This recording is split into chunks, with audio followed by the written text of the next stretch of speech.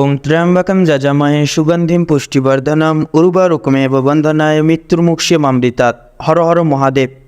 নমস্কার বন্ধুরা, আমাদের এই চ্যানেলে আপনাদের সকলকে স্বাগতম জানাই। কালপুরুষের রাশিচক্রের সপ্তমতম রাশি এবং শুক্র গ্রহ দ্বারা বিভাজিত গুণ সমৃদ্ধিপূর্বক রাশি তুলা রাশি এবং তুলা লগ্ন বিবৃতি করে এবং ভিত্তি করে সংলগ্ন জুন মাসের 27 তারিখ থেকে জুলাই মাসের 15 তারিখ, অর্থাৎ এই জুন মাসের শেষ থেকে জুলাই মাসের মাঝামাঝি পর্যন্ত তুলা লগ্নের জাতক জাতিকাদের জন্য এই সময়টি এটি একটি মিশ্র ফলদায়ক সময়কাল হতে চলেছে। আপনার ভাগ্য, আধ্যাত্মিকতা এবং ভ্রমণের উপর বিশেষ প্রভাব থাকবে, যা নতুন সুযোগ এনে দিতে পারে।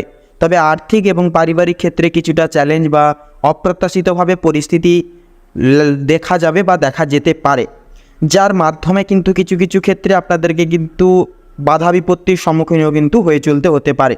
তো যেখানে ধৈর্য এবং বিচক্ষণতার প্রয়োজন হবে, সেখানে কিন্তু আপনারা একাধিক দিক সূত্র করে কিন্তু এগিয়ে যেতে পারবেন। তো কর্মজীবনে কিন্তু পাশাপাশি অগ্রগতি সম্ভব হবে, কিন্তু সম্পর্কের ক্ষেত্রে কিন্তু একান্তই সতর্ক থেকে চলতে হবে আপনাদেরকে। তো মূলত বন্ধুরা, তুলা লগ্নের জাতক জাতিকাদের ক্ষেত্রে আজকের এই ভিডিওটি জীবন পরিবর্তন আনার ক্ষেত্রে এক গুরুত্বপূর্ণ ভিডিও হতে চলেছে। অবশ্যই সম্পূর্ণভাবে কোনো রকম কোনো স্কিপ না করে পুরোপুরি ভিডিওটি দেখতে থাকুন। আশা করছি অনেকটাই উপকৃত হবেন। সেক্ষেত্রে পুরোপুরি ভিডিওটি দেখে ভালো লাগলে অবশ্যই একটি লাইক করবেন। কমেন্ট বক্সে জয় শ্রী শনি মহারাজের জয় এবং হর হর মহাদেব অবশ্যই ভালোবেসে লিখে যাবেন। আপনাদের সকল মনের কামনা বাসনা পূরণ করবেন মহাদেব এবং বড় ঠাকুর। তো চলুন বন্ধুরা, এবার মূল বক্তব্যে যাওয়া যাক। তো মূলত বন্ধুরা, গ্রহের অবস্থান এবং গোচর সম্পর্কে প্রথমেই জেনে নেব। তুলালগ্ন অনুসারে 27 জুন থেকে 15 জুলাইয়ের মধ্যে তো প্রথমত থাকছে কিন্তু শনি মহারাজ, অর্থাৎ শনি কিন্তু কুম্ভ রাশিতে আপনার পঞ্চমভাবে বক্রী অবস্থায় কিন্তু অবস্থান করছে। এটি সন্তান, শিক্ষা, সৃজনশীলতা, প্রেম এবং ফাটকা বিনিয়োগকে প্রভাবিত করে তুলবে। বক্রী শনি এই ক্ষেত্রগুলিতে কিছু বিলম্ব বা অতীতের বিষয়গুলির পুনর্বিবেচনাও কিন্তু নিয়ে আসতে পারে। পাশাপাশি এটি আপনাকে আরও গভীরভাবে চিন্তা করতে এবং দায়িত্বশীল হতে উৎসাহিত করবে। তো দ্বিতীয়ত থাকছে সূর্য।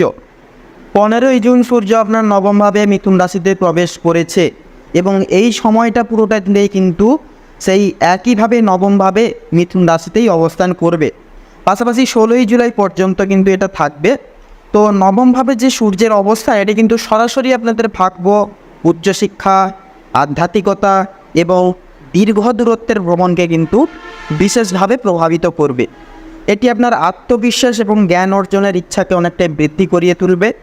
তো এবারে থাকছে মঙ্গল কিন্তু আপনার সপ্তমভাবে মেষ রাশিতে অবস্থান করছে, যা অংশীদারিত্ব, বিবাহ এবং জনসাধারণের সম্পর্ককে দ্বিগুণভাবে প্রভাবিত করবে।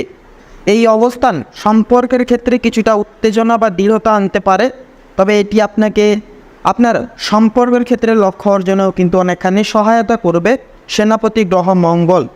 পাশাপাশি থাকছে বুধ। 22 জুন বুধ রাশি পরিবর্তন করে আপনার দশমভাবে কর্কট রাশিতে গমন করেছে এবং এই সময়ের পুরোটা জুড়েই কিন্তু সেখানেই অবস্থান করবে। তো দশমভাবে বুধের অবস্থান আপনার কর্মজীবন, পেশাগত সাফল্য এবং সামাজিক মর্যাদার উপর বিশেষ জোর আনবে। এটি আপনার যোগাযোগ দক্ষতা এবং বুদ্ধিমত্তাটাও কিন্তু কর্মক্ষেত্রে কাজে লাগাতে সাহায্য করবে বুধ। পাশাপাশি থাকছে বৃহস্পতি আপনার নবমভাবে সেই মিথুন রাশিতেই কিন্তু অবস্থান করেছে। এটি ভাগ্য, উচ্চশিক্ষা, আধ্যাত্মিকতা এবং দীর্ঘ দূরত্বের ভ্রমণের জন্য কিন্তু অত্যন্তই শুভ হয়ে উঠবে। এটি আপনার জ্ঞান এবং প্রজ্ঞা বৃদ্ধি করবে এবং আপনার জীবনে দুর্ভাগ্য কাটিয়ে সৌভাগ্য ফিরিয়ে নিয়ে আসবে। এর পাশাপাশি থাকছে শুক্র। তো 29 জুন শুক্র রাশি পরিবর্তন করে আপনার নবমভাবে মিথুন রাশিতে প্রবেশ করবে। এই সময়ের আগে শুক্র আপনার অষ্টমভাবে বৃষ রাশিতে থাকবে। তো প্রথমেই বলি, নবমভাবে শুক্রের অবস্থান আপনাদের ভাগ্য, আধ্যাত্মিকতা, উচ্চশিক্ষা এবং সম্পর্কের ক্ষেত্রে কিন্তু শুভ ফল এনে দেবে। এটি দীর্ঘ দূরত্বের ভ্রমণ বা নতুন প্রেমের সম্পর্কের কিন্তু ইঙ্গিত দিয়ে তুলতে পারে। এর পাশাপাশি থাকছে রাহু আপনার প্রকোষ্ঠ ষষ্ঠভাবে কিন্তু মীন রাশিতে অবস্থান করছে এবং আপনাদের ক্ষেত্রে ষষ্ঠভাবে রাহুর ফল প্রাপ্তির কারণে আপনাদের স্বাস্থ্য, ঋণ, শত্রু এবং দৈনন্দিন রুটিনকে কিন্তু অনেকখানি প্রভাবিত করবে। এর প্রভাবে এই ক্ষেত্রগুলিতে কিছু অপ্রত্যাশিত বা অপ্রচলিত অভিজ্ঞতা হতে পারে। এটি আপনাকে চ্যালেঞ্জ মোকাবিলায় কিন্তু অনেকখানি সাহসী করে তুলবে। এর সাথেই থাকছে কেতু কিন্তু আপনার দ্বাদশভাবে কন্যা রাশিতে অবস্থান করছে, যা আপনাদের ব্যয়, বিদেশ ভ্রমণ, আধ্যাত্মিকতা এবং লোকনো বিষয়গুলিকে কিন্তু বিশেষভাবে প্রভাবিত করবে। এটি আপনাকে আধ্যাত্মিক অনুশীলন এবং উৎসাহিত পথে কিন্তু অনেকখানি অগ্রগতি লাভ করাবে বা অপ্রয়োজনীয় ব্যয় নিয়ন্ত্রণেও কিন্তু অনেকখানি সাহায্য করে তুলবে। তো এবারে আমরা জেনে নেব আরও বিস্তারিতভাবে তুলা লগ্ন অনুসারে বিভিন্ন ক্ষেত্রে এই গ্রহ নক্ষত্রের সম্ভাব্য প্রভাব কোন কোন দিকে প্রকষ্ট শুভ প্রভাব বিদ্যমান করিয়ে তুলবে। তো প্রথমেই বলি আপনাদের কর্মজীবন ও পেশাগত জীবনের ক্ষেত্রে, তো আপনার দশমভাবে বুধের অবস্থান কর্মজীবনে দুর্দান্ত সুযোগ নিয়ে আসবে। আপনার যোগাযোগ দক্ষতা এবং বিশ্লেষণী ক্ষমতা আপনাকে পেশাগত ক্ষেত্রে সদাইব এগিয়ে রাখবে। নতুন প্রকল্প শুরু করার বা গুরুত্বপূর্ণ দায়িত্ব নেওয়ার জন্য কিন্তু এটি একটি ভালো সময় হবে। আপনার পরিশ্রম এবং নিষ্ঠা ঊর্ধ্বতনের নজরে একান্তই পড়বে। এমনকি নবমভাবে সূর্য এবং বৃহস্পতি এবং শুক্রের শুভ প্রভাব কর্মজীবনে বিশ্লেষণী ভাগ্যের সমর্থন দেবে এবং উচ্চতর শিক্ষা বা প্রশিক্ষণেরও কিন্তু সুযোগ আনতে পারে। এবারে বলি আর্থিক বিষয়ের এবং আর্থিক অবস্থার কথা। তো আর্থিক দিক থেকেও কিন্তু নবমভাবে একাধিক শুভ গ্রহের উপস্থিতি ভাগ্যের মাধ্যমে আর্থিক লাভ বা নতুন বিনিয়োগের সুযোগ নিয়ে আসবে। পাশাপাশি রাহু ষষ্ঠভাবে অবস্থানের কারণে ঋণ বা অপ্রত্যাশিত ব্যয়ের সম্মুখীনে কিন্তু করিয়ে তুলতে পারে। তবে এটি আপনাকে আর্থিক চ্যালেঞ্জ মোকাবিলায় কিন্তু তার পাশাপাশি সহায়তাও করবে। যেমনই বিপদে ফেলবে তেমনই কিন্তু সদৈব আপনাদের সহায়তা করে তুলবে। তো পাশাপাশি ব্যয় নিয়ন্ত্রণের জন্য কেতুর দ্বাদশভাবে অবস্থান আপনাকে অপ্রয়োজনীয় খরচ থেকে বিরত থাকতে উৎসাহিত করবে। সামগ্রিকভাবে আর্থিক স্থিতিশীলতায় কিন্তু বজায় রাখতে অনেকখানি সাহায্য করবে। তো এবারে বলি আপনাদের পারিবারিক জীবনের, অর্থাৎ পারিবারিক জীবন সম্পর্কের জীবনের ক্ষেত্রে যদি কথা বলা হয়, সম্পর্কের ক্ষেত্রে মিশ্র ফল পাবেন। সপ্তমভাবে মঙ্গলের অবস্থান অংশীদারিত্ব বা বিবাহিত জীবনে কিছুটা উত্তেজনা বা বিতর্কের সৃষ্টি করতে পারে। পাশাপাশি আপনাকে ধৈর্য এবং সংযম বজায় রাখতেও কিন্তু হবে। পাশাপাশি পঞ্চমভাবে বক্রী শনির কারণে সন্তান বা প্রেমের সম্পর্কের ক্ষেত্রে কিছুটা চ্যালেঞ্জ বা পুরনো সমস্যার পুনর্বিবেচনাও কিন্তু নিয়ে আসতে পারে। সম্পর্ককে সেতু আরও গভীর করার জন্য এটি একটি সুযোগ বলতে পারেন। তো নবমভাবে শুক্রের শুভ প্রভাব 29শে দিনের পর নতুন রোম্যান্টিক সম্পর্ক বা বিদ্যমান সম্পর্ককে আনন্দ নিয়ে আসতে পারে, বিশেষ করে ভ্রমণের মাধ্যমে। এবারে পারিবারিক জীবনে কিন্তু শান্তি বজায় থাকবে, তবে মায়ের স্বাস্থ্য বা পারিবারিক সম্পত্তিতে মনোযোগ দিতে হবে বা দিতে হতে পারে। তো এবারে স্বাস্থ্য বিকিরণে যদি কথা বলা হয়, স্বাস্থ্যের দিক থেকেও কিন্তু রাহুর ষষ্ঠভাবে অবস্থান আপনাকে রোগ প্রতিরোধ ক্ষমতা দেবে এবং ছোটোখাটো অসুস্থতা থেকে কিন্তু দ্রুত পুনরুদ্ধার করতে অনেকখানি সাহায্য করে তুলবে। তবে কিছু অপ্রত্যাশিতভাবে স্বাস্থ্য সমস্যা বা দৈনন্দিন রুটিনে পরিবর্তনের কারণে ক্লান্তি দেখা যেতে পারে।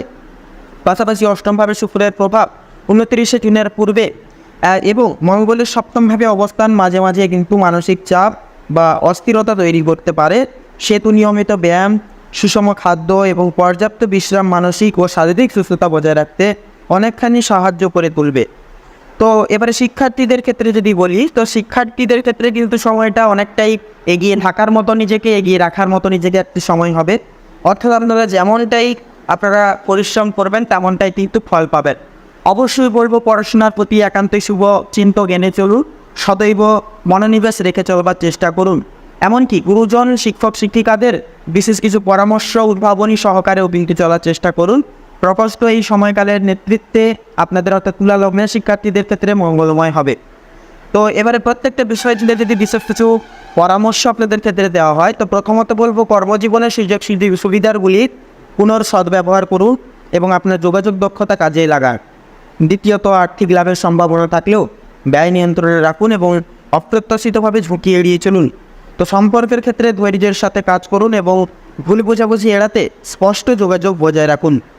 পাশাপাশি নিজের স্বাস্থ্য এবং সুস্থতার দিকে মনোযোগ দিন, বিশেষ করে মানসিক চাপ কমাতে সচেষ্ট হন সর্বময়।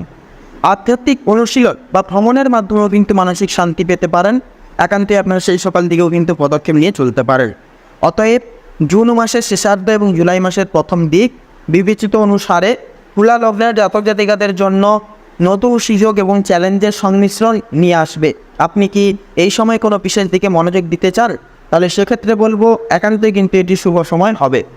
তো মূলত বন্ধুরা, তুলা লগ্ন অনুসারে আপনাদের ক্ষেত্রে এই সময়কালের প্রকোষ্ঠী শুভ সংখ্যা হচ্ছে 9 থেকে 18-এর মধ্যে প্রত্যেকটা সংখ্যাগুলি। শুভ দিক হচ্ছে অগ্নিকোণ এবং দক্ষিণ দিক। শুভ রং হচ্ছে আকাশী নীল এবং স্বর্ণালী। শুভ রত্ন হচ্ছে ইন্দ্রনীলা এবং চুনি। তো বন্ধুরা, আজকের এই ভিডিওটি এই অবধি। ভিডিওটি ভালো লাগলে বন্ধুরা অবশ্যই একটি মন থেকে লাইক করবেন এবং কমেন্ট বক্সে হর হর মহাদেব এবং জয় শ্রী সংকট মোচন বাবা হনুমানজির জয় অবশ্যই লিখে যাবেন ভালোবেসে, যাতে করে হনুমানজি এবং মহাদেবের কৃপা আপনাদের জীবনের সাথ এবং সুখ শান্তি সমৃদ্ধি যাতে বজায় থাকে। সেহেতু বন্ধুরা, আপনারা ভালো থাকুন, সুস্থ থাকুন, সতর্ক থাকুন। এছাড়াও ঈশ্বরের এবং ভগবানের কৃপায় আপনাদের মঙ্গল হোক, আপনাদের জীবন সুখ স্বাচ্ছন্দ্যে ভরে উঠুক। নমস্কার।